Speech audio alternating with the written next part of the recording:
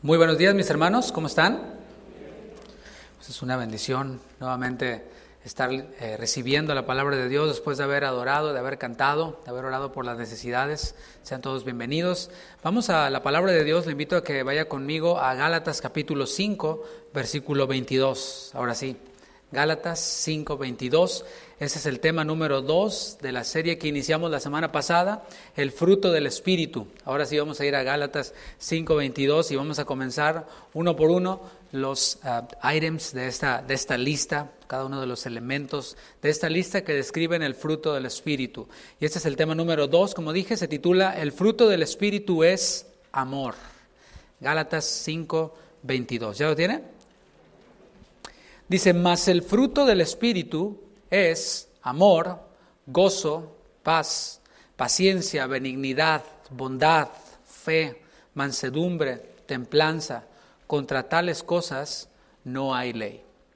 Y en esta serie vamos a ver, o estamos viendo ya, una descripción del carácter de Cristo. Pablo lo llamó aquí el fruto del Espíritu. El fruto del Espíritu es una biografía corta del carácter del Señor Jesucristo. Y esta analogía del carácter de Cristo como fruto la recibió el mismo apóstol Pablo del mismo Señor Jesús. Recuerden, estamos viendo los viernes en la serie de la epístola a los Gálatas que el apóstol Pablo no estuvo con los 12 recibiendo toda esa enseñanza que Jesús les dio.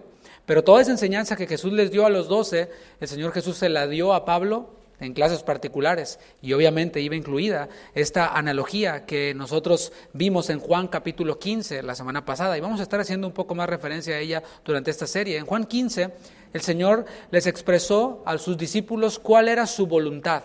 A veces nos centramos en la analogía en sí misma, que el fruto, que las ramas, que la vid, que los pámpanos, pero y al estar centrados tratando de darle algún significado a la analogía como tal, nos perdemos de vista el big picture, ¿no? Que es el mensaje o la idea principal. El Señor Jesús quería comunicarles a sus discípulos cuál era su voluntad para con ellos. ¿Qué es lo que Dios, por supuesto, manifestado en Jesús, quería para con ellos, para con sus discípulos? ¿Qué es lo que Dios quería para con ellos y para con sus discípulos? ¿Qué es lo que Jesús quería para con ellos y para con sus discípulos? Que llevaran fruto, mucho fruto y más fruto. ¿Te fijas cómo va? Fruto, mucho fruto, más fruto. Y eso no significa lograr cosas en este mundo. A menudo lo relacionamos con eso, ¿no? Me está yendo muy bien en mi negocio, estoy llevando fruto. Bueno, tiene una aplicación dentro de ese contexto, pero aquí estamos hablando ¿de qué? De la voluntad de Dios. La voluntad de Dios es que seamos como Cristo. No significa lograr cosas en este mundo, significa lo que dijo Jesús, el que permanece en mí y yo en él, este lleva mucho fruto. La rama, vimos la semana pasada, la rama en esta analogía, solamente sobrevive cuando está unida al tronco. ¿Por qué? Porque el tronco le está comunicando vida. Mientras que la rama está unida al tronco, también produce fruto. Y el árbol da frutos según su género. Es decir, si tienes un árbol de manzanas, pues no vas a esperar que dé peras, va a dar manzanas.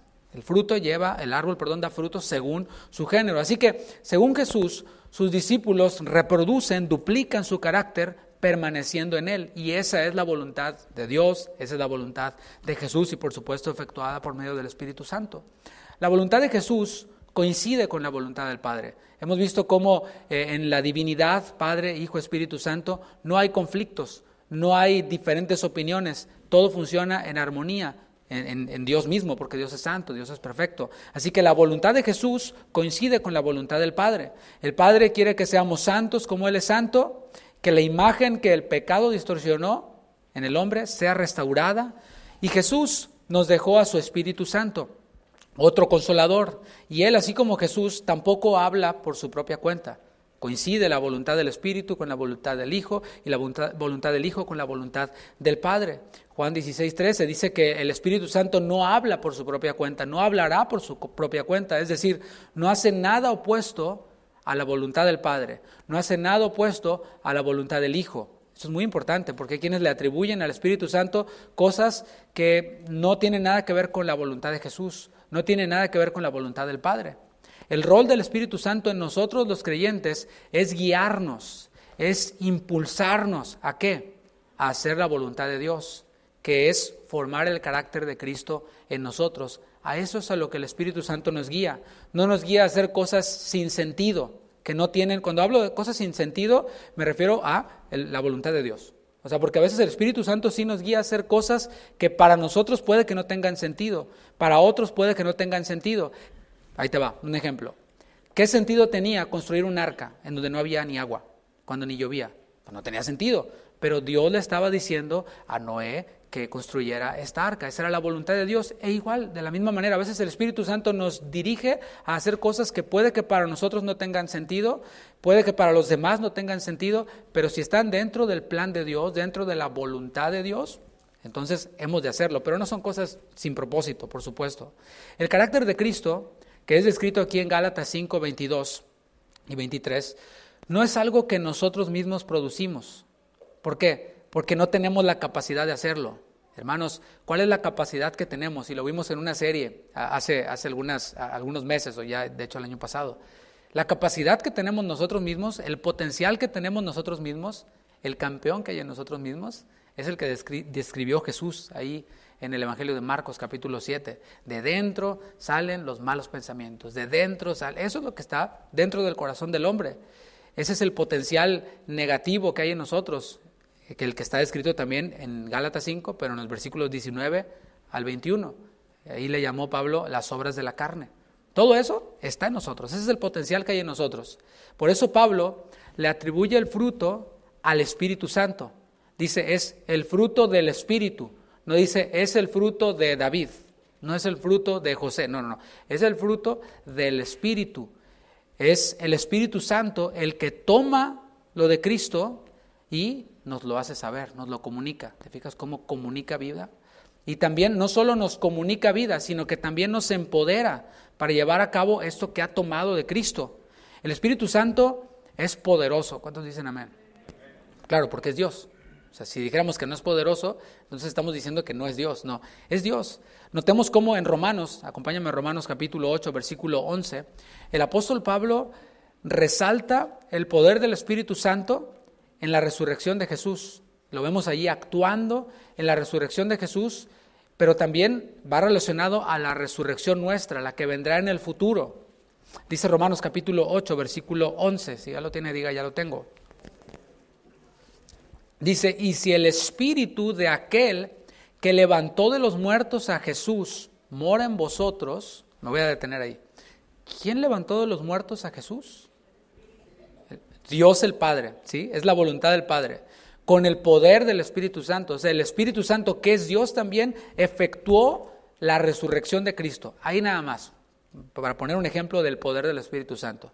Dice, el que levantó de los muertos a Cristo Jesús, vivificará también vuestros cuerpos mortales, enfatiza, por su Espíritu que mora en vosotros. ¿Te fijas cómo el Espíritu Santo es poderoso?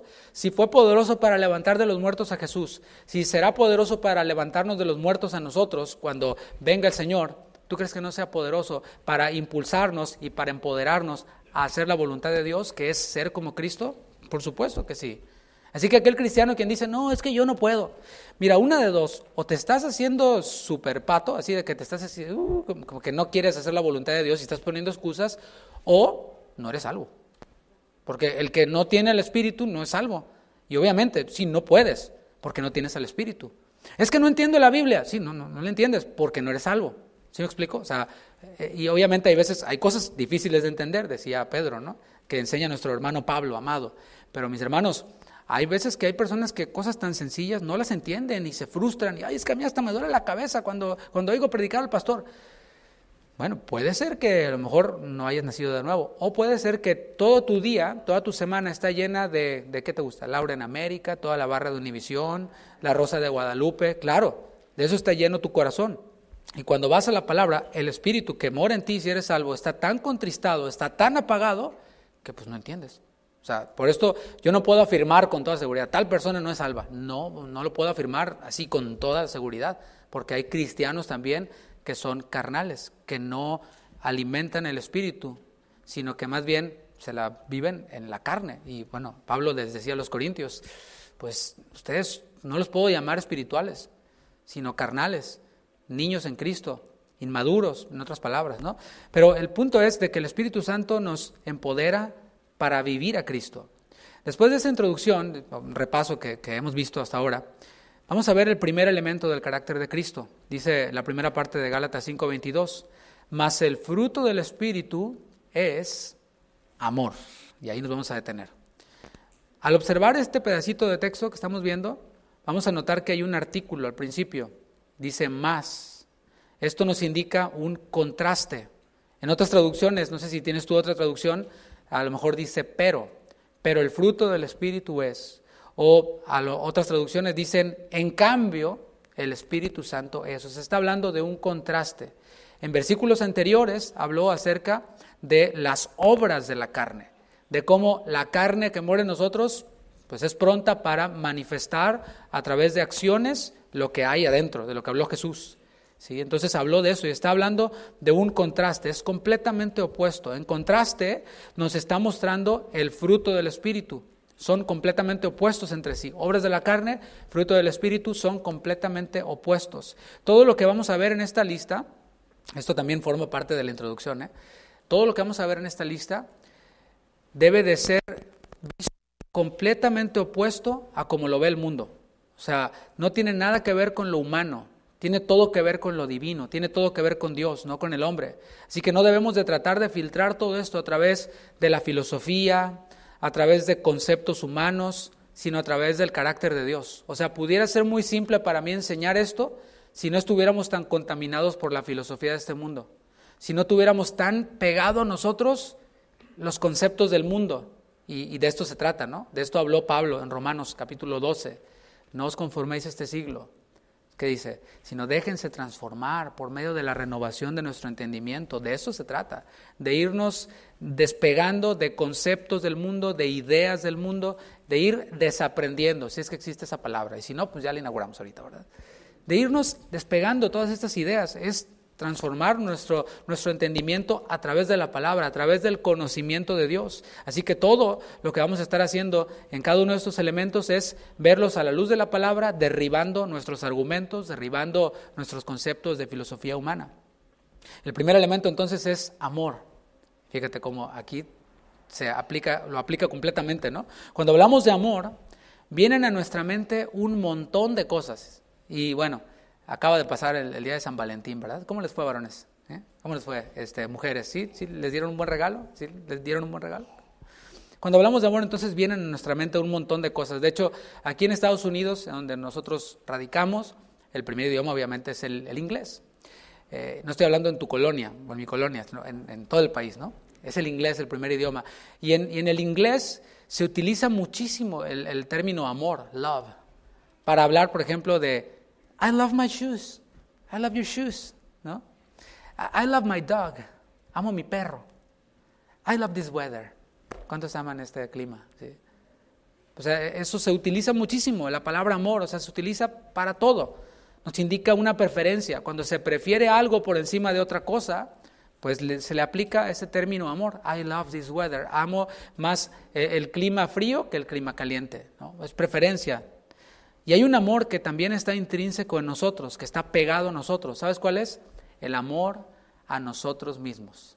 Ese amor está ya intrínseco en nosotros. La palabra de Dios, de hecho, lo asume ya. Asume que ya nos amamos nosotros a nosotros mismos. O sea, nadie te tiene que convencer, nadie me tiene que convencer de que ya nos amamos a nosotros mismos. Es bien fácil de comprobarlo, ¿no? Con la misma palabra. Dice, ninguno aborreció jamás su propio cuerpo, sino que lo sustenta y lo cuida, dice en Efesios 5, ¿no? Lo alimentamos y bien, ¿verdad? Lo cuidamos. Cuando está frío, nos abrigamos. ¿Por qué? Porque amamos nuestro cuerpo, nos amamos a nosotros mismos en el sentido de supervivencia, pero también en el otro sentido, ¿no? O sea, ese sentido de supervivencia Dios lo depositó en nosotros, pero también en el mal sentido, en el sentido del egoísmo. Ya nos amamos nosotros a nosotros mismos, y cuando hablo de amarnos a nosotros mismos, hablo de amarnos a nosotros mismos por encima de Dios. Estoy yo y luego está Dios, y hay muchísimos ejemplos de eso que pudiera dar ahora mismo. La primera característica de los hombres de los últimos tiempos, en 2 de Timoteo capítulo 3, si me acompañas, 2 de Timoteo capítulo 3, versículo 2, es precisamente el amor propio. El amor, recuerda, no estoy hablando de amor propio como supervivencia, sustentarme, cuidarme. Si voy cruzando la calle y veo que veo un coche, pues me hago a un lado. Si voy manejando y veo que viene un loco manejando, que casi incluso no hay, pues bajo la velocidad, lo dejo pasar. Eso es, pues me amo a mí mismo, ¿no? Estoy hablando de amor propio en el sentido egoísta, de ponerme a mí por encima de Dios.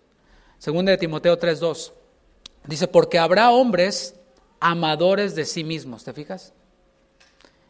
Avaros, vanagloriosos, soberbios, blasfemos, desobedientes a los padres, ingratos, impíos. ¿Te fijas cómo desde el amor propio, yo encima de Dios, fluye todo lo demás?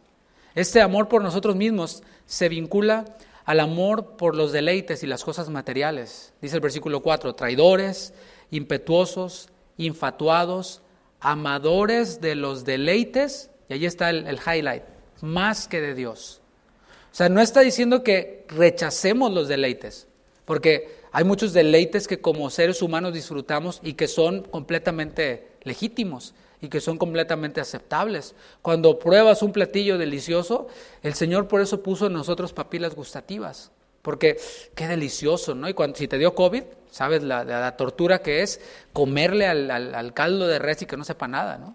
Es una tortura. Dios depositó ahí en nosotros estas glándulas que nos ayudan a gustar y nos deleitamos en la comida, nos deleitamos también en la relación matrimonial, obviamente dentro del matrimonio, y hay muchas otras cosas en las que nosotros nos deleitamos y es legítimo, pero aquí está hablando de amar los deleites más que a Dios. Un ejemplo del amor por uno mismo y por los deleites es el materialismo, o como le llamó Pablo cuando le escribió a Timoteo en su primera carta, el amor al dinero. En primera de Juan 2:15, Juan habla acerca de los deseos de la carne, los deseos de los ojos y la vanagloria de la vida. Fíjate cómo armoniza lo que dijo Juan con lo que dijo Pablo. Todo armoniza perfectamente porque lo recibieron todos de Jesús.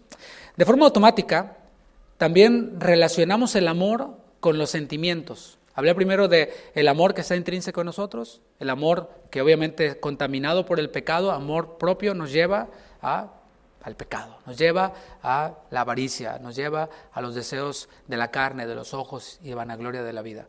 Pero ahora déjame hablar un poquito acerca de los sentimientos, amor relacionado con los sentimientos. De hecho, hay varias palabras que se traducen como amor y que describen también estos sentimientos. La palabra amor también se tradujo de otras palabras diferentes en el griego. Está la palabra filia en griego, que se traduce en muchas ocasiones como amor. Y esta palabra filia es lo que sentimos nosotros por nuestros amigos. Un amor filial es cuando te sientes bien alrededor de un grupo de personas y dices, qué buena onda es Panchito, no, me cae súper bien. Sientes un amor filial. Hay otra palabra en el original que se traduce como amor y es la palabra storge. Y esto es más profundo que lo que sentimos por nuestros amigos. Es lo que sentimos por nuestra familia, por nuestros padres, por nuestros hermanos. De manera natural, sentimos diferente, un afecto diferente, quiero decir, por nuestros hermanos en la sangre que por el vecino, que te cae bien. O que puede ser incluso tu mejor amigo, pero tu hermano siempre va a ser tu hermano. Tu hermana siempre va a ser tu hermana. Ese que te tomaba los zapatos sin que te pidieras permiso, ese que te robaba las camisetas, ¿dónde quedó esto? Pues ya tu hermano ya lo trae. Bueno, ese le toleras todo porque es tu hermano. Bueno, pues yo tengo una hermana, ¿no? Y es más chica que yo. Bueno, nos toleramos. A ella le tocaba más tolerarme a mí que a mí a ella, porque siempre fue un angelito ella. Y esos sentimientos son distintos, el filia y el storge, son sentimientos distintos de los que se siente por la pareja, por tu esposo, mujer, por tu esposa, varón. Son sentimientos diferentes. Esta es la palabra eros, se traduce amor también como la palabra original eros. De ahí se deriva erotismo, erótico, ya saben a qué me refiero. Tiene que ver con lo íntimo, tiene que ver con lo sexual, que está reservado dentro del matrimonio. ¿Te fijas cómo hay distinciones? Estos sentimientos son variables. Algunos de estos sentimientos se extinguen. Algunos de estos sentimientos se olvidan. Por ejemplo, en el tema del amor filial, de este afecto filial por tu compañero de la secundaria. Jóvenes, ahorita tú, ay, sí, mi compañerito Panchito, no, sí, ahorita. Pero después te vas a college o te vas a high school y ya, ni te acuerdas de él. Te vas a college. Yo me acuerdo que yo tenía amigos en la secundaria que, hombre, tú eres mi compa y toda la vida nos vamos a echar la mano. Ahora, de verdad, ni me acuerdo su apellido. ¿Por qué? Porque se extinguen estos sentimientos, se olvidan. Incluso se pueden corromper, se pueden convertir en algo pecaminoso. Y hablo específicamente de este sentimiento eros, ¿sí? Del que ya te hablé. O sea, algunos se extinguen, ¿no? Y fíjate cómo el pecado lo distorsiona todo. Cuando el hombre está soltero, se quiere comer al mundo en la parte eros, ¿sabes a qué me refiero, no? Pero luego se casan y ya, once a month, y eso ya fue mucho, ¿no? Ahí es cuando el momento, pero el pecado lo distorsiona todo, ¿te fijas? Y se puede corromper, se puede convertir incluso en algo pecaminoso, es decir, fuera de la esfera de donde Dios lo estableció. Ya entiéndase, fornicación. Ay, es que nos amamos. Pues sí, pero la Biblia le llama adulterio. La Biblia le llama fornicación. Sí, se aman, eros, hasta ahí. O filial, si quieres, hasta ahí. Pero fuera del matrimonio es pecado. ¿Te fijas cómo se convierte en algo pecaminoso? Algo que dentro de la esfera correcta que Dios estableció es una bendición. Hablando de este tema el amor que pasa, que se extingue, no pude evitar pensar en las celebridades, ¿no? Esos que son como el ejemplo de vida de muchos, ¿no? El estándar que muchos quieren llenar. Es que yo quiero ser como X, ¿no? No voy a decir nombres porque luego estas enseñanzas con el tiempo pues van tomando otra idea, ¿no? ¿Y quién era este artista, no? Después de 10 años ya se olvidan porque no son de plástico, ¿no? El punto es de que quieren ser como tal artista, como tal actor. Y estos que son el estándar de éxito, que son el estándar de felicidad, en realidad no son felices. Tienen todo lo que cualquiera pudiera soñar, deseos de la carne, deseos de los ojos, vanagloria de la vida, pero sus vidas son una miseria, son infelices completamente. Una de las celebridades que más veces se divorció fue Sari Gabor, más conocida como Sasa Gabor. Fue una actriz húngara estadounidense, la cual tuvo varios papeles en películas muy conocidas de Hollywood, obviamente ya antiguas. Estuvo también en protagónicos en obras de Broadway y tuvo también un auge fuertísimo en la era de la televisión. Sari Gabor tuvo 9 maridos. Esta es registrada la celebridad que más divorcios ha tenido, 9. Y una de sus frases célebres fue: los maridos son como fogatas, se apagan si se les desatiende. Pues parece que ella era bombero porque todos los apagaba. 9. Todas las definiciones que yo he mencionado acerca de sentimiento, amor, se quedan muy, muy cortitas, se quedan cortititas para describir el carácter de Cristo. Filia, estorge, eros, todas estas definiciones se quedan bien cortas cuando hablamos del carácter de Cristo. Ninguna de estas alcanza, ni aún juntándolas todas, para describir el carácter de Cristo. Y por esto hay una palabra diferente para amor. La palabra que se usó ahí en Gálatas 5:22 es la palabra ágape. Es una palabra distinta. Estamos viendo ese principio de que todo esto que vemos aquí dice más el fruto del Espíritu, pero el fruto del Espíritu, en cambio, o sea, es completamente opuesto de todo esto que dije, está amor. Y es ágape, denota un amor incondicional. El amor, estos otros amores de los cuales yo te hablé, son condicionales. Y escucha esto, incluso el amor que sentimos por nuestro cónyuge, que debe de incluirlos todos, ¿no? O sea, un aprecio, un afecto, una preferencia, eros, todo. Aún ese se extingue, se extinguirá. Los que están casados o estamos casados nos acordamos lo que dijo, haya sido el pastor, el juez, el sacerdote, lo que haya sido, ¿no? De todas maneras, el matrimonio lo estableció Dios, lo estipuló Dios y está por encima de todo. Dijo, los declaro marido y mujer hasta que la muerte los separe. Entonces tiene un límite. Por eso hemos de construir y edificar un matrimonio de acuerdo a la palabra, porque es la única oportunidad que tenemos. Es solo un matrimonio. Y eso sí, no en viudas, por supuesto, ¿no? Pero es una sola oportunidad que tenemos de de edificar un matrimonio en el Señor. Y estos tienen un límite, pero el amor de Dios, ágape, es uno que no tiene límites. Ese sí no se acaba, y lo vamos a ver más adelante. Es también incondicional. Es decir, nosotros tenemos la capacidad de elegir quiénes van a ser nuestros amigos. Y por favor, elijamos bien. Los solteros tienen la capacidad de elegir con quién se van a casar. Por favor, elijan bien. No nomás porque está cute. Ay, es que está cute. Pues un perrito también está cute. Te sale más barato y menos problemático. Entonces, elijamos bien. Tenemos esta capacidad de elegir y lo elegimos, obviamente, bajo ciertos parámetros, bajo ciertas condiciones. O sea, mira, tal persona, y hablo con los solteros, ¿no? Tal persona, pues sí está muy cute, pero, o sea, el otro día fuimos a un campamento y le olí los pies y dije, aleluya. No.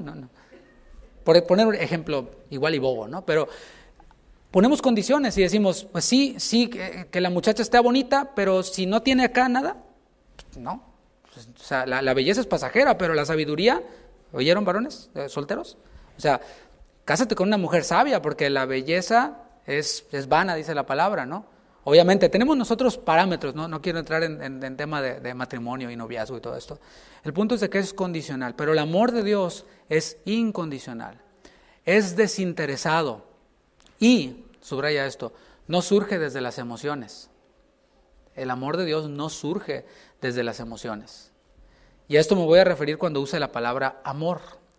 El amor es santo, diga esto, el amor es santo. Ágape es santo, o sea, es separado. Cuando hablamos de santidad, hablamos de algo separado. Es algo puro, está separado de lo impuro. Es perfecto, está separado de lo imperfecto, como nosotros amamos de manera imperfecta. Todas estas definiciones que di son imperfectas, pueden fallar, tienen su margen de error. Y en la palabra de Dios podemos ver que amor es de hecho una de las virtudes que describen a Dios. Primera de Juan 4:8 dice, el que no ama, no ha conocido a Dios. Escucha esto, porque Dios es amor. O sea, amor define a Dios. Y hemos afirmado esa verdad esencial de que Jesús es Dios. Lo hemos afirmado y lo seguiremos afirmando. Esa es verdad no negociable. Si alguien dice, Jesús no era Dios, era como un superhombre, no le recibáis ni le digáis bienvenido a casa. No es tu hermano. Por más que parezca hermano y se vea más hermano que tú, pues no es. Jesús es Dios, por tanto, Jesús es amor también. Si Dios es amor, Jesús es amor. Juan 1:18 dice, a Dios nadie le vio jamás. El unigénito Hijo que está en el seno del Padre, fíjate qué ternura, que está en el regazo del Padre, Él le ha dado a conocer. Jesús dio a conocer al Padre, Jesús manifestó el amor. Dios se manifestó a nosotros a través de Jesucristo, es lo que dice Juan 3:16, te lo sabes de memoria, ¿verdad? Porque de tal manera amó Dios al mundo que dio o que ha dado a su Hijo unigénito para que todo aquel que en Él cree no se pierda, mas tenga vida eterna. Entonces, el Señor manifestó su amor a nosotros a través de Jesucristo y podemos ver la perfección de Dios en la manifestación de su persona. O sea, la manifestación de la persona de Dios coincide con su voluntad. Ahorita lo voy a explicar un poquito más. Decíamos que amor es algo desinteresado. Amor es algo incondicional, ágape. El Señor, ¿cómo nos amó? ¿Cómo es el amor de Dios? Nosotros no merecíamos ser amados por Dios. Dice la palabra que todos nos descarriamos como ovejas, toda la raza humana. Y Dios nos amó, o sea, no merecíamos ser amados. ¿Y cómo demostró su amor? Dando a su Hijo. ¿Para qué? Para que todo aquel que en Él cree no se pierda, mas tenga vida eterna. Eso coincide con la voluntad de Dios. La voluntad de Dios es que todos procedan al arrepentimiento. La voluntad de Dios es que ninguno perezca. ¿Te fijas cómo coincide con su voluntad? Dios es perfecto, Dios no se contradice. Por esto aquellos quienes enseñan, por ejemplo, es que Dios predestinó a unos para la condenación, están transgrediendo la voluntad de Dios con esa filosofía. Es que así lo enseñó, no sé en dónde, qué instituto bíblico, no sé qué reformador. Felicidades por ellos, pero la palabra dice claramente cuál es su voluntad. Y la voluntad de Dios es que ninguno perezca, sino que todos procedan al arrepentimiento. Ahora, ¿todos se arrepienten? No. ¿Y de quién es la responsabilidad? Del hombre. Y por eso Dios va a juzgar en el día del juicio final a cada uno conforme a sus obras. Si Dios predestinara a algunos para la condenación, en el día del juicio Dios va a juzgar a Dios. Ni siquiera suena lógico, ¿no? Pero eso es lo que hacemos cuando nos dejamos ir por lo que dicen los predicadores ahí que salen en los memes, que luego algunos comparten. Ay, como dijo fulanito, y un meme ahí. Sí, pero fulanito enseña eso que yo acabo de decir. Entonces, cuidado, ¿no? El Señor amó a quienes no merecían ser amados, dando a su Hijo para que no se pierdan. Romanos 5:8 dice, mas Dios muestra su amor para con nosotros en que siendo aún pecadores, Cristo murió por nosotros. O sea, el Señor nos esperó a que nos portáramos bien.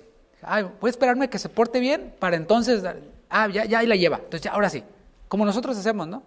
Condicionamos el amor. Cuando tal persona cambie, entonces sí. Cuando tal persona sea como yo quiero, entonces sí. Pero Dios no. Él mostró su amor para con nosotros en que siendo todavía aún pecadores, Cristo murió por nosotros. Y durante su ministerio terrenal, el Señor Jesús mostró el amor a quienes lo rodeaban. Es decir, Él mismo era la manifestación del amor, su obra en la cruz es la más grande manifestación del amor en acciones, pero mientras que Él estuvo aquí, manifestó el amor a quienes lo rodeaban. Por ejemplo, se acercó a quienes nadie se acercaba. Por ejemplo, a los leprosos, a los enfermos, a los publicanos y a los pecadores, comía con ellos, dice Marcos 2:16. Intercedió por los pobres, intercedió por las viudas, intercedió por los huérfanos, por la gente vulnerable, por los que nadie quería. Habló con una mujer samaritana, ¿te acuerdas ahí en Juan 4? Nadie hacía eso. Por eso la mujer samaritana iba a sacar agua del pozo en la hora en donde casi nadie iba, para evitar molestias a los demás, ¿no? El Señor Jesús también tomó en los brazos a los niños para bendecirlos. Los discípulos, no, sáquense niños piojosos, ¿no? Todos los mocos ahí, niños, quítese. Pero Jesús no, los cargaba en sus brazos y los bendecía, tocaba, los ponía sus manos sobre ellos y los bendecía. Por cierto, ¿tú haces eso con tus hijos? Sería bueno, ¿no? El Señor también mostró su amor enseñando. O sea, no es que solamente, ay, qué bonito, besitos a todos. No. Mostró su amor también enseñando. Por ejemplo, vemos en los evangelios cómo el Señor vio a las multitudes y tuvo compasión por ellos. Es una cara del amor, ¿no? La compasión. Sintió compasión por ellos porque los vio como ovejas que no tenían pastor. Si tú eres una oveja sin pastor, eres digno de toda, pues, la conmiseración de Dios, toda la compasión de Dios. Así que es bueno. Entonces, ¿qué hizo el Señor? Después de que tuvo compasión de ellos, les enseñó. Y así es como el Señor también mostró el amor. Otro ejemplo es cuando el joven rico se acerca a Jesús doblando una rodilla y le dice, Señor, ¿qué debo hacer? O sea, ya la tengo toda hecha, ya nomás échame tu bendición, ¿no? Y dice la palabra que el Señor, en vez de darle una bofetada, dice, párate de ahí, ridículo, ¿no? En vez de decirle eso. ¿Qué fue lo que hizo? Dice, mirándole, le amó. Y fíjate cómo le demostró su amor. Le dijo, ¿sabes los mandamientos? Sí, todos los he guardado desde mi juventud. Ok, te falta uno. Vende todo lo que tienes y dale a los pobres. Así le demostró su amor el Señor Jesús, enseñándole su condición, enseñándole su corazón, enseñándole que su corazón estaba en las riquezas y no en Dios. ¿Hacía cosas? Sí, y bien, pero él amaba más los placeres, amaba más las cosas materiales que a Dios mismo. Por eso él, responsabilidad humana, se fue, triste. ¿Y el Señor Jesús lo obligó? ¿Lo arrastró? ¿La gracia irresistible? Véngase. No. El Señor Jesús mostró su amor enseñando a sus discípulos. En Juan 13 dice que Él los amó hasta el fin. Desde el principio hasta el fin. Y oye, ya los conocimos un poquito más. Pues no eran muy amables que digamos, ¿no? A veces tenían cada reacción, decían cada cosa que dices tú. Yo a veces leo los evangelios, ¿no? Y los veo y digo, híjole, si era como para darle 2, 3 zapes, ¿no? Pero no tenían el Espíritu Santo. Fueron otros cuando el Espíritu Santo vino a ellos, ¿no? Cuando vino a morar en ellos. Pero el Señor aún así los amó hasta el fin. Pasó tiempo con ellos, enseñándolos, animándolos, pero también corrigiéndolos. Y sin duda, la muestra más grande de su amor por los hombres fue cuando Él dio su vida para salvar lo que se había perdido, ahí en el Edén. Juan 15:13 dice, nadie tiene mayor amor que este, que uno ponga su vida por sus amigos. O sea, el amor de compas tiene un límite también, ¿no? ¿Darías tu vida por tu amigo? La verdad, yo no creo. O sea, ya si en una situación en la que cuál de los dos, yo no sé. No te puedo garantir. A lo mejor yo te digo, no, sí, yo daría, pero quién sabe. No te lo garantizo, no sé. Y por eso Dios es Dios, ¿no? Él dio a su Hijo y el Hijo se dio a sí mismo. En la descripción del fruto del Espíritu aparece el amor encabezando la lista. Dice, más el fruto del Espíritu es amor. Es el primero en la lista. Y esto es algo recurrente en la Biblia. Es decir, la Biblia le da preeminencia al amor. O sea, no es algo exclusivo de Juan, por ejemplo, a quien se le conoce tradicionalmente como el apóstol del amor. ¿Sí? Amor, entonces está hablando Juan. Cuando leemos un versículo, oímos un versículo y no tenemos la cita y habla de amor, debe ser el apóstol Juan, porque es el apóstol del amor. Sí, es algo que él enseñó mucho y enfatizó mucho. Pero también Pedro le dio preeminencia al amor. En Primera de Pedro, capítulo 4, versículo 8, podemos ver cómo Pedro le da preeminencia al amor. Dice, y ante todo, ¿te fijas el énfasis? O sea, hay otras cosas, pero ante todo, tened entre vosotros ferviente amor. O sea, le pone acento a la cosa, ¿no? Que sea algo que está en ebullición, algo hirviendo. Ferviente amor, porque el amor cubrirá multitud de pecados. Y no es hablando de encubrir, ¿sí? O sea, tapar, sino es cubrir. Ejemplo, cuando tu esposa comete un error, no la andas exponiendo delante de todos. No, sí, estás bien. Hermanos, eso demuestra una falla en el carácter, ¿no? Porque Cristo no hacía eso. Amor es, sí, hay una falla, pero el amor cubre multitud de pecados. Yo cubro el pecado de mi esposa para enseñarle, mira, no seas así, mi amor, es así, así, así. En vez de aventarla ahí, ¿no? Y lo mismo con las esposas, con los esposos, ¿no? Hay veces que oigo a esposas que todo lo que hablan son los errores de los esposos, y los esposos todos colorados así, ¿no? No. El amor cubre o cubrirá multitud de pecados. Y Pablo también le dio preeminencia al amor. En 1 Corintios, capítulo 13, después de hablar de los dones del Espíritu, ahí vemos cómo Pablo también le da la preeminencia al amor, le dedica todo el capítulo. De hecho, vamos a ver ahorita, ahí más en 1 Corintios 13. Dice, y ahora permanecen la fe, la esperanza y el amor. Estos tres, pero el mayor de ellos es, ¿cuál? El amor. Entonces, fíjate, Juan le da preeminencia al amor, Pedro le da preeminencia al amor, Pablo le da preeminencia al amor. Y hablando de Pablo, cuando enseñó acerca de los dones del Espíritu, hizo énfasis en que la base de los dones es el amor. Y de aquí me estoy agarrando yo para ver esta serie. La serie no tiene que ver en el contexto de los Gálatas, eso lo estamos viendo los viernes y nos ayuda muchísimo a alimentar esto, ¿no? Pero la base de esta serie tiene que ver con los dones del Espíritu que veremos más adelante. Y Pablo habló de que la base de los dones es el amor. Si estás entendiendo bien hasta ahora en la serie, te darás cuenta que el fruto del Espíritu es ¿qué? El carácter de Cristo. Dios es amor, Jesús es amor. La base de los dones es el amor, el carácter de Cristo manifestado en amor. Y allí en 1 Corintios 13 dio una descripción más detallada de lo que encabeza la lista del fruto del Espíritu, y es el amor. Dice 1 Corintios capítulo 13, versículo 4, ya que estabas ahí en el 13, versículo 4. Aquí Pablo está mostrando un camino más excelente. Habló de los dones, pero ahora dice, les voy a mostrar un camino más excelente que los dones. Es decir, las lenguas, la profecía, todo esto Pablo dijo, no impidan hablar en lenguas, pero sobre todo que se profetice. Él enseñó acerca de los dones del Espíritu, los cuales siguen vigentes. Si no, pues ¿para qué tenemos ahí todos estos capítulos, no? Entonces, pero dijo Pablo, hay un camino más excelente que este. No hemos de desechar más bien hemos de poner los dones, en este camino. Y se llama amor. Dice el versículo 4, el amor es sufrido. Ahí me detengo, brevemente. Nos comunica la idea de soportar. O sea, en el original es ponerse bajo. Sufrido es igual a ponerse bajo. O sea, es soportar, ponerte abajo para soportar algo. es estar dispuesto a recibir el daño en lugar de otro.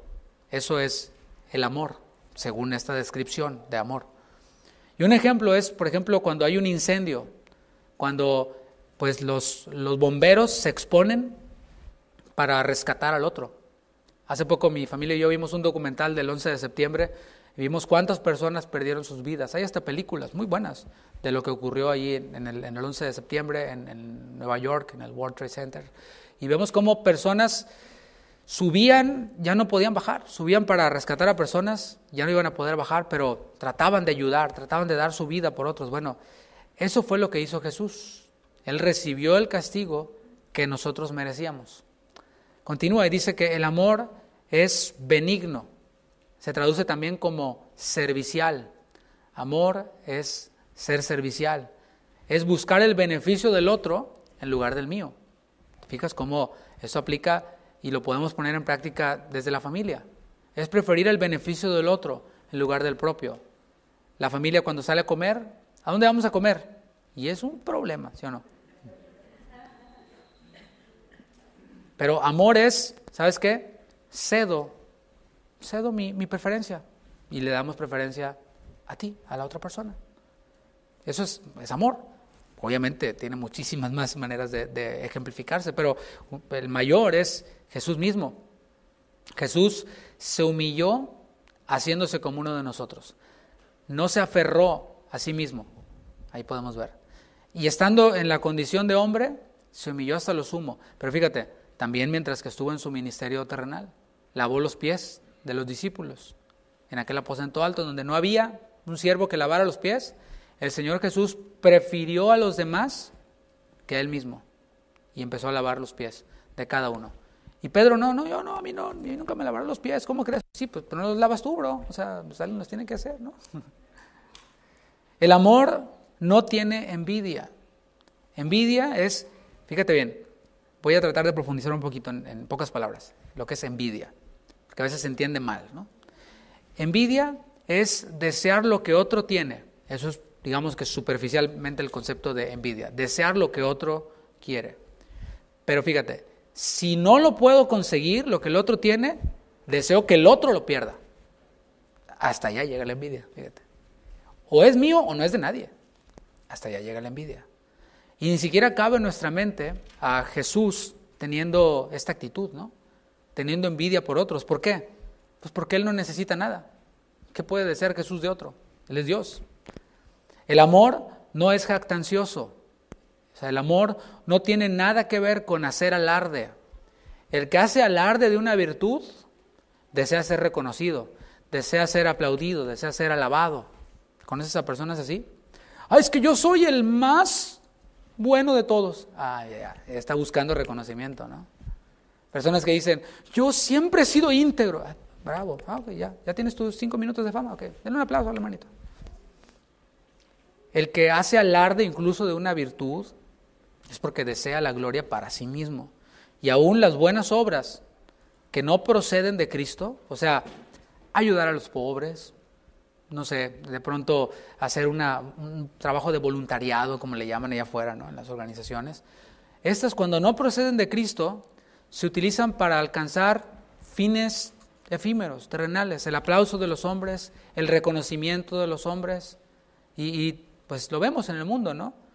Me voy a tomar la foto para que vean cómo ayudé a la viejita a cruzar la calle, cómo di esta comida para los pobres, y por favor pongan mi nombre allí, que aparezca ahí. Lo vemos en el mundo, ¿no? ¿Es algo bueno? Sí, pero busca la jactancia, busca el aplauso de los hombres. El amor, dice Pablo, no se envanece. Envanecerse en el original comunica la idea de algo hinchado. ¿Cómo se pone la madera cuando está hinchada? Pues ya no sirve. Bueno, es la idea que nos comunica. Y el hinchazón es lo que genera la jactancia. Ese que busca el aplauso y el reconocimiento de las personas, incluso a través de buenas obras loables y aplaudibles, pero que lo busca para eso, esa persona cuando recibe el aplauso, ¿qué pasa? Se hincha. Y no se percibe a Jesús siendo arrogante, ¿verdad que no? El que tiene todo el derecho de serlo, ¿no? De hablar de sus propias virtudes. En Juan 8:50, en la Nueva Traducción Viviente, dice, y aunque no tengo ninguna intención de glorificarme a mí mismo, Dios va a glorificarme y Él es el verdadero juez. O sea, las intenciones de Jesús no era glorificarse a sí mismo. ¿Por qué? Porque Él ya es glorioso, porque Él ya es completo, Él ya es Dios. Las intenciones de Jesús, ¿cuáles eran? Hacer la voluntad del Padre. ¿Te fijas? Versículo 5. El amor no hace nada indebido. Y esa palabra indebido se entiende también como algo indecoroso, así se traduce también, algo indecoroso. Esto es algo opuesto a lo que el mundo presenta como amor. O sea, el mundo presenta el amor a lo mejor con un paquete bonito, pero ya cuando lo analizas bien, es indecoroso. A la fornicación le llama amor. Las películas, las novelas presentan, ya nos cauterizamos al ver la fornicación como amor. Ya como que se nos hace normal. Y fíjate cómo la moral se va corriendo y cada vez va siendo más aceptable. A la fornicación se le llama amor. Al adulterio se le llama amor. No, pues es que es re mala la esposa, mira, parece bruja, pero ay, mira ella. Sí, ay, qué bonito, qué amor. Pero fíjate cómo la moral se va corriendo. Incluso a la homosexualidad también se le llama amor. Love is love. Fíjate cómo el mundo le llama amor a lo indecoroso, pero la Biblia dice, versículo 5 de 1 Corintios 13, el amor no hace nada indebido. ¿Indebido según quién? Según Dios, según la palabra. Porque tú dices love is love, pero yo digo God is love. Dios es amor. Tú dices amor es amor, o sea, ahí entre perros y animales, hombre con hombre, mujer con mujer, okay. Pero Dios es amor, y Dios es santo, y Dios no tiene nada que ver con eso. Y en su palabra Él dice que los que se echan con varón no heredarán el reino de Dios. Hace unos días pasábamos por un barrio y había una iglesia cristiana, entre comillas, y afuera con la banderota, ¿no? Usted sabe los colores. Y pues mis hijos preguntaban, ¿no? Les llamó la atención, por supuesto. O sea, ¿esa es una iglesia? Y tienen, sí. Bueno, le digo, esa es la iglesia de los que no heredarán el reino de Dios. Porque dice la palabra, ¿no?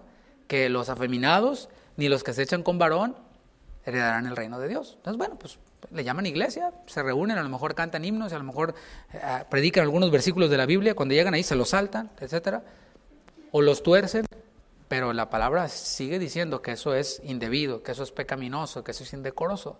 El amor no busca lo suyo, y claramente se refiere aquí al egoísmo. En el mundo, fíjate bien, el amor es autosatisfacción.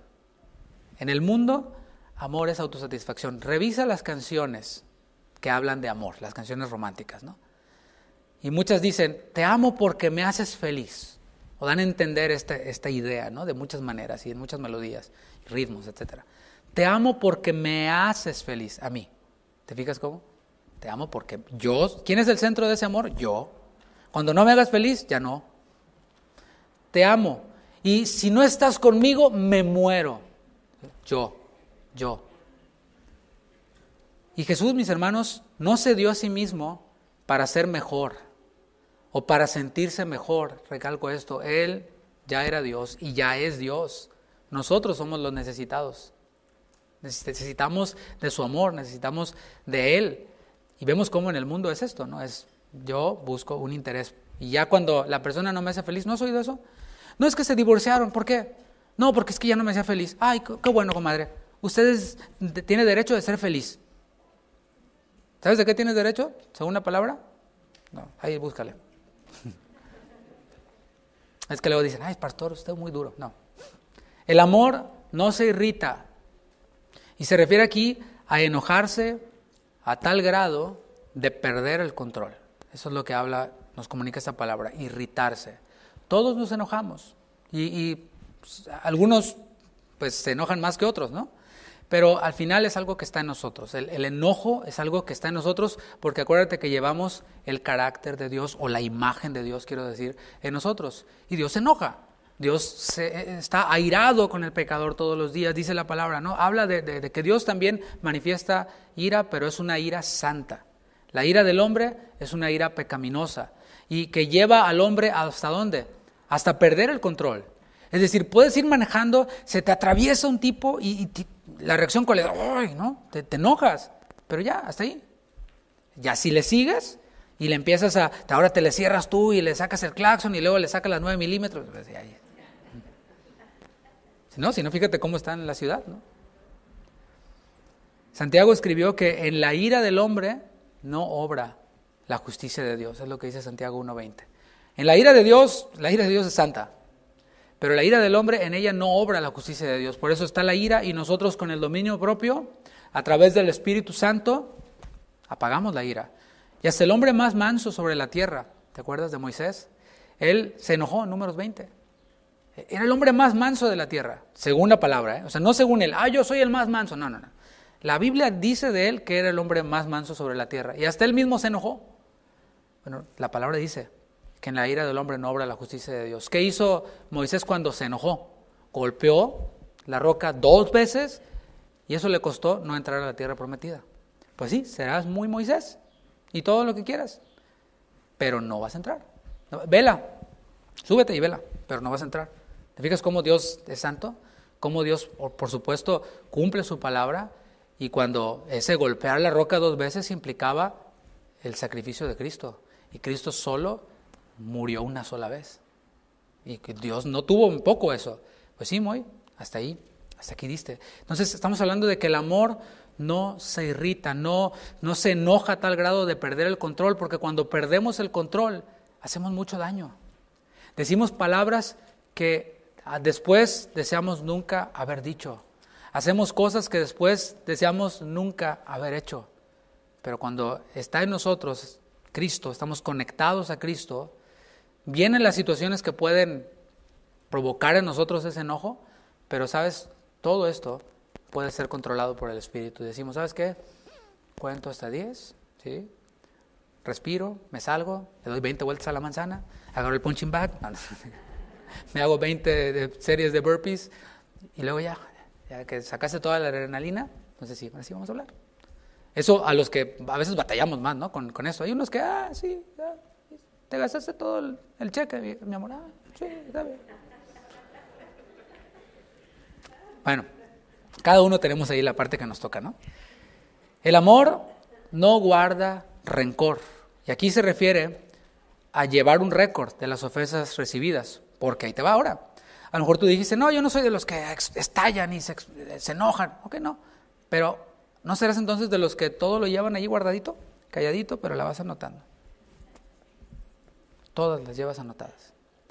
Esta semana hubo un devocional que envié a todos los que tengo sus contactos, y hablaba, no sé si te acuerdas, de una ilustración, una anécdota, una reflexión de 2 amigos que salieron a un viaje, y esos 2 amigos iban en este viaje, y en el viaje, pues, oye, estás en un campamento, ¿no? Estás, qué sé yo, y las cosas no están en el nivel óptimo, ¿no? Y a veces hay crisis y los ánimos suben, entonces se pelearon, uno le da una bofetada al otro, ¿no?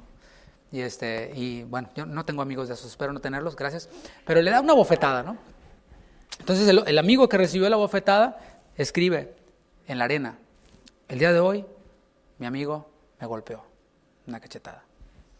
Después siguen en el camino y se meten en un río, se empiezan a ahogar, y uno de ellos, el que recibió la bofetada, salva al amigo que le dio la bofetada, lo rescata. Perdón, al revés, se me cuatrapeó.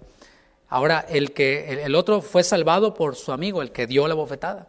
Entonces viene y escribe, pero ahora sobre la roca con una navaja, y dice, el día de hoy mi amigo me salvó la vida. Y dice, oye, ¿por qué escribiste en la arena cuando te di la bofetada? Pues para que eso se olvide. Pero cuando me salvaste la vida, lo escribí sobre la piedra para que eso jamás se olvide. Y es que el amor no lleva un récord de las ofensas recibidas, y esto va vinculado al perdón. Amar es perdonar. Perdonar es decidir olvidar las ofensas.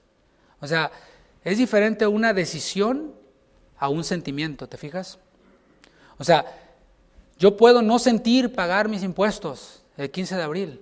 Pues no lo siento, no, ¿verdad? ¿O tú lo sientes? O cuando estás haciendo tu declaración de impuestos y dices, mira, te iba a tocar esto, ¿lo ves ahí? Pues no, bye, te va a tocar Nomás $10. Se me va a McDonald's. Bueno, o sea, no lo siento, no así como que, lo sentí, no. Pero ¿qué hacemos? Tomamos la decisión de obedecer, porque si no, pues luego viene el tío Sam, ¿no? Y se pone dura la cosa. Pero perdonar es igual, es una decisión, es decidir. Yo decido olvidar lo que me hiciste. Decido olvidar las ofensas que me hiciste. Decido olvidar, incluso en relaciones que pues ya no pudieron seguir, ¿no? Llámale la que tú quieras. Bueno, tú decides si te quedas con lo bueno de esas relaciones, porque seguramente hubo algo bueno, ¿no? O si decides atesorar todas las ofensas que te hicieron. En mi vida, en tu vida, hemos tenido relaciones con personas que no terminamos bien y ya no se pudo seguir trabajando juntos, como quieras. Bueno, pues yo por el Espíritu Santo puedo hacer y puedo decidir solamente recordar el bien que me hizo esta persona y olvidar el mal que hizo. Ya él sembrará, o él cosechará, lo que sembró, y dará cuentas a Dios, y Dios es el que se encarga, pero yo decido recordar las cosas buenas.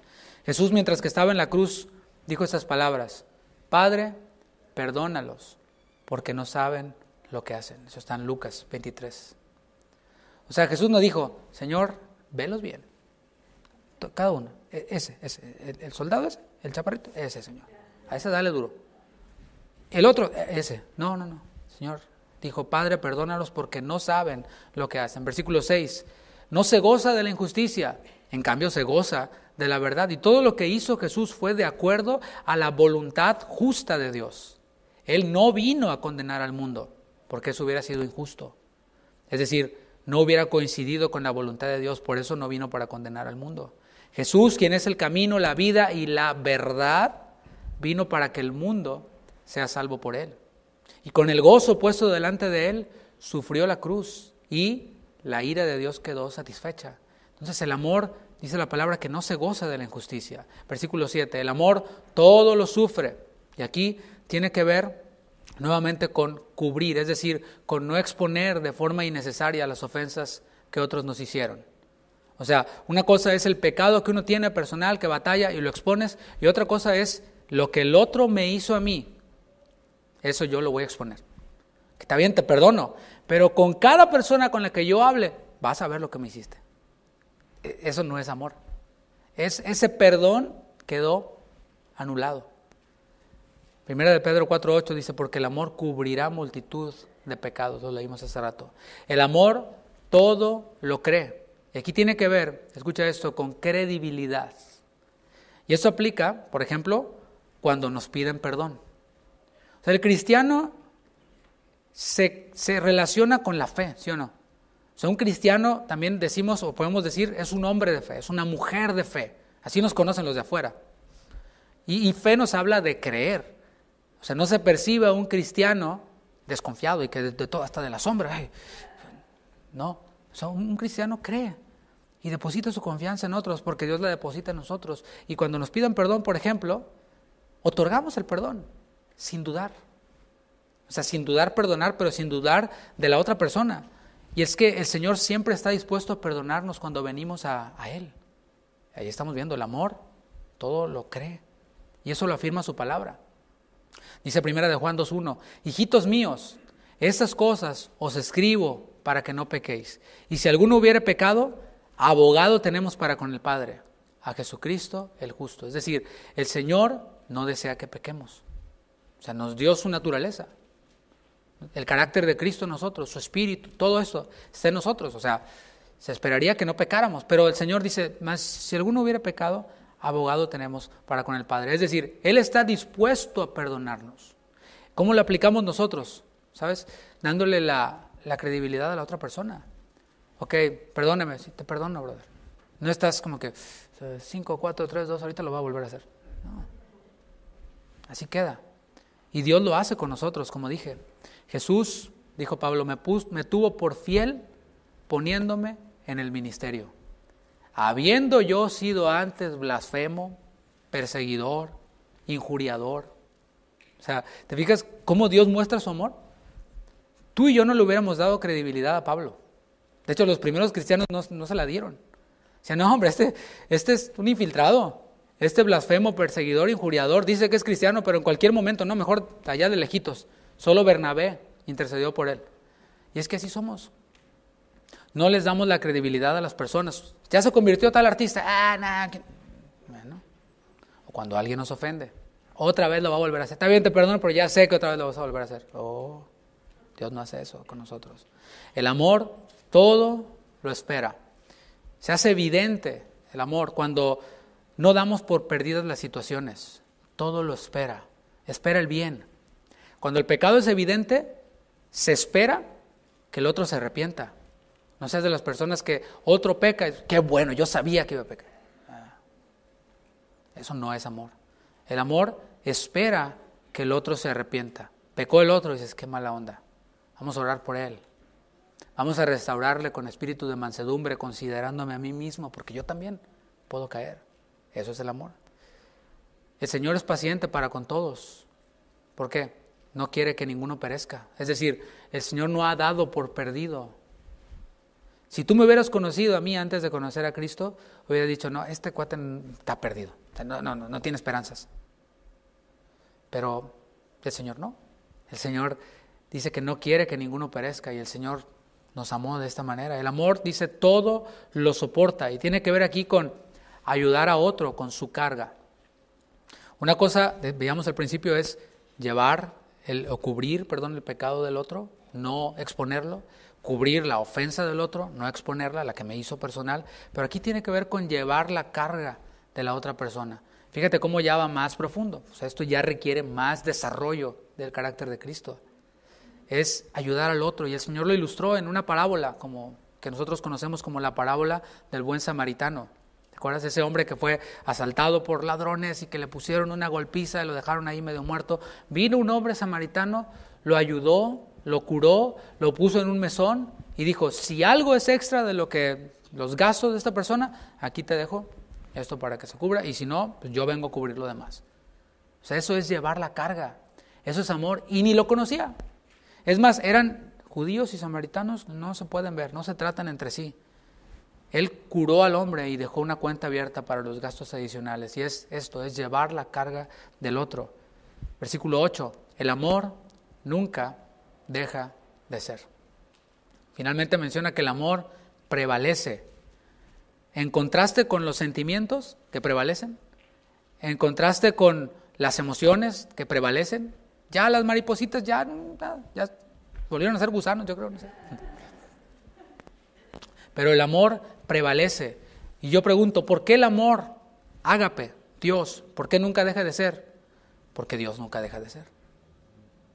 El Padre es eterno, el Hijo es eterno, el Espíritu es eterno. Y aquellos quienes hemos creído, hemos venido a ser templo del Espíritu. Eso significa que su Santo Espíritu mora en nosotros. Romanos 5:5, uno de mis versículos favoritos. Romanos 5:5 dice que el Señor derramó su amor en nuestros corazones. El Señor nos dio un nuevo corazón, quitó el corazón de piedra y nos dio un corazón tierno, receptivo, de carne. Y eso, ¿sabes cómo lo dice Pablo en Romanos 5:5? Dice, y la esperanza no avergüenza, porque el amor de Dios ha sido derramado en nuestros corazones por el Espíritu Santo que nos fue dado. Es decir, nos fue dado el Espíritu, y Pablo dice, el amor de Dios fue derramado en nuestros corazones. Y ya que el amor, o sea, Dios mora en nosotros, se espera que manifestemos el amor y cada elemento del fruto del Espíritu. De hecho, la evidencia de haber nacido de nuevo, escucha esto, es amar. ¿Cómo sé si he nacido de nuevo, pastor? Primera de Juan 4:8. Dice, el que no ama no ha conocido a Dios, porque Dios es amor. Primera de Juan 4:19. Nosotros le amamos a Él. ¿Por qué? Porque Él nos amó primero. Entonces, ¿cómo sé si soy nacido de nuevo, si soy creyente? ¿Amas a Dios? Además de ser una expectativa natural, porque ya lo depositó Dios en nosotros, también es un mandamiento. Dios nos da mandamientos, pero con base en lo que nosotros podemos cumplir, no con nuestras fuerzas, sino con lo que Él nos dio. No son gravosos sus mandamientos. Él nos está comunicando su misma vida y nos puede mandar cosas, ¿sí? Es como si tú le das el dinero a tu esposa, vas y compras, Bartola, te dejo estos 2 pesos. pagas la renta, el teléfono y la luz. Pues la estás mandando porque tú le estás dando el dinero. Pero si no le das, y le dices, oye, ¿por qué no se pagó la luz? Pues no medites, viejo. Dios nos manda a amarlo a Él. Estoy hablando de amor como mandamiento. Marcos 12, 28. Tú lo debes de conocer. Marcos capítulo 12, versículo 28.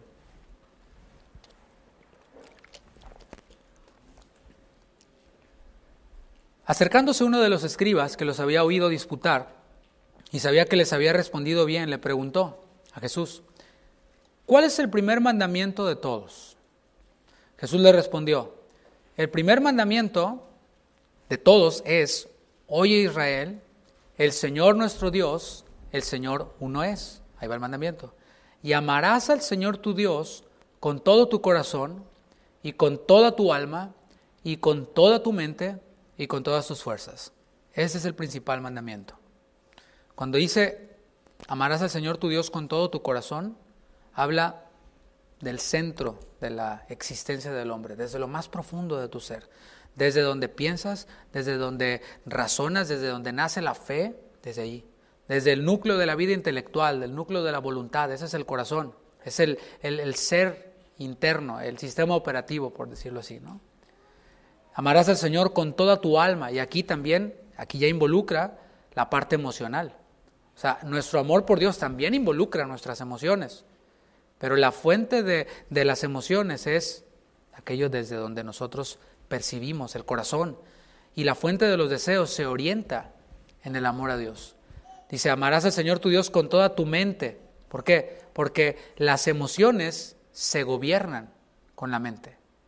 No podemos dejarnos llevar así nada más por nuestras emociones. No, nuestra mente y nuestro corazón nos ayudan a poder controlarlas, a poder gobernarlas. El amor a Dios es inteligente, o sea, es decir, tiene una base en la palabra. Pero también dice, amarás al Señor tu Dios con todas tus fuerzas. No solo se trata de algo sentimental o algo intelectual, es algo que tiene que ver con las acciones. De tal manera amó Dios que dio al mundo. Y acciones radicales, no a medias. No, pues sí, más o menos. Amo a Dios, pues sí, más o menos, usted sabe. Oye, ¿amas a Dios? Sí. Pues no se nota mucho. Bueno, ahí la llevo, le voy echando ganas. Bueno, eso es no hacerlo en Cristo. Y Dios también, continúa en versículo 31, el Señor también nos manda a amar a nuestro prójimo, porque ya depositó su amor en nosotros. Desde el amor a Dios fluye este segundo mandamiento, dice, y el segundo es semejante, amarás a tu prójimo, ahí está, fíjate cómo asume que ya nos amamos a nosotros mismos, como a ti mismo, así. No hay otro mandamiento mayor que estos. ¿Quién es mi prójimo? Vas a preguntar tú. El prójimo, primeramente son aquellos a quienes tenemos cerca. Ahí demostramos el amor. En la iglesia, por ejemplo, nuestros hermanos en la fe. Ahí en Juan 13:34 Jesús dijo, un mandamiento nuevo os doy, que os améis unos a otros, ¿cómo? Como yo os he amado. Que también os améis unos a otros. Pero fíjate esto, versículo 35. En esto conocerán todos que sois mis discípulos, si tuviereis amor los unos con los otros. ¿Cómo sé que he nacido de nuevo? Porque amo a Dios, amo a mi prójimo, los que tengo cerca. ¿Cómo conoceré o cómo sabrán otros que yo conozco a Dios? Bueno, en el amor que yo tengo por mis hermanos, por los discípulos. Implica entonces a cualquiera semejante a nosotros. Ahora pregunta, ¿mi enemigo, o sea, el que se constituyó mi enemigo, es mi prójimo? Pues si es de la raza humana, sí. Y la palabra nos manda en Mateo 5:44 que amemos a nuestros enemigos, porque son nuestro prójimo. Y además porque duplica el carácter de Dios. Dios mostró su amor para con nosotros en que siendo aún pecadores, Cristo murió por nosotros, envió a su Hijo a morir por nosotros el Padre. Y Él no esperó a que nos ganáramos su amor. Él decidió amarnos. Por eso nosotros podemos decidir amar a nuestro prójimo. Podemos decidir incluso amar a nuestros enemigos. Ay, pastor, es que usted no sabe cómo es. No sé. Y la verdad, pues no ayuda mucho que sepa. Porque la palabra, lo que sí sé es lo que la palabra dice. Dice que ames a tus enemigos, porque son tu prójimo.